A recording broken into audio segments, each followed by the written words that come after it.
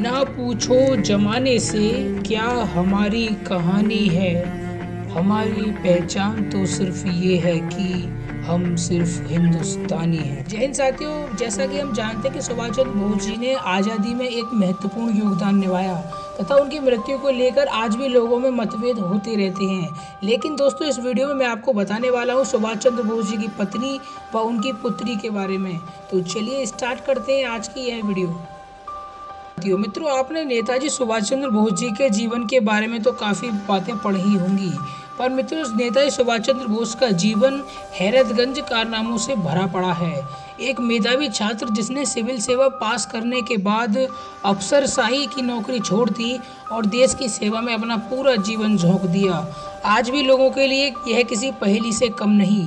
सुभाष चंद्र बोस जी के जीवन के बहुत सारे पहलू काफ़ी रोचक है, काफ़ी कहानियां हैं, लेकिन एक ऐसा ही दिलचस्प पहलू उनकी शादी से जुड़ा हुआ है। मित्रों, सुभाष चंद्र बोस जी की पत्नी एमिली सेकल का जन्म ऑस्ट्रिया में 26 दिसंबर 1910 को हुआ था। उनके पिता पशु चिकित्सक थे। एमिली सेकल भारतीय स्वतंत्रता संग्राम के अग्रणी नेता सुभाष चंद्र बोस जी की सहयोगी यानी प्राइवेट सेक्रेटरी थी, जिसके बाद बोस जी ने बाद में ऑस्ट्रिया में भारतीय रीति रिवाज से उनसे विवाह कर लिया। एमिली और बोस जी की एकमात्र जीवित संतान अनीता बोस कॉफ हैं। मित्रों, अनीता जी जब 4 साल की थी जब सुभाष जी का निधन 18 अगस्त 1945 को ताय होकू में एक विमान हादसे में बताया गया। इसके बाद से सुभाष चंद्र के जिंदा होने को लेकर खबरें तो खूब उड़ी, लेकिन वो कभी सामने नहीं आई।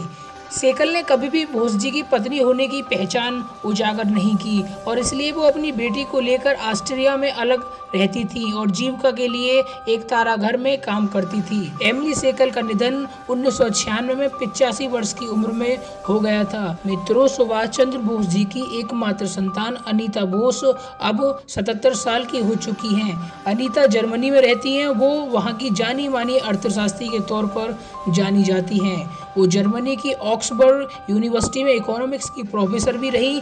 इसके अलावा उन्होंने वहां social democratic party of Germany की ओर से राजनीति में कदम रखा। वो जर्मनी में एक कस्बे की मेयर भी चुनी गई। मित्रों, मैं आपको बता दूं कि अनीता बोस जी ने अपने पिता की जीवनी पर आधारित एक पुस्तक नेताजी सुभाष चंद्र बोस एंड जर्मनी अंग्रेजी में लिखी है। यह पुस्तक नेताजी की अन्य जीवनी लेखकों से काफ़ी विचार विनिमय के पश्चात लिखी गई है।